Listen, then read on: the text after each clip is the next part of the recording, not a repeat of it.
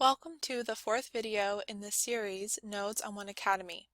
In this video we are going to go over the different icons and buttons along the node footer.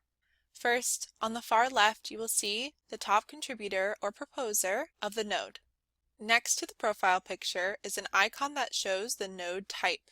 Please refer to the articles and videos that describe the different types of nodes on 1Cademy. Next to that you will see the Adjust Node Height button. You can select this when your nodes are overlapping and you cannot read your content. To the right of that, you will see the Narration button.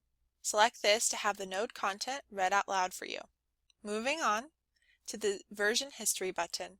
When you select this, a sidebar will pop up showing you all the previous versions and edits proposed on this node.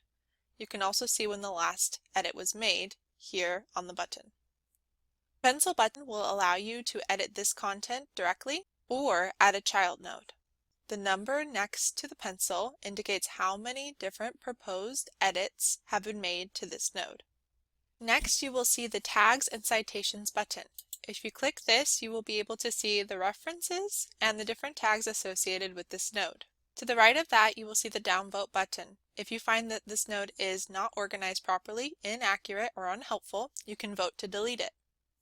Alternatively, the Upvote button will allow you to vote to prevent further changes.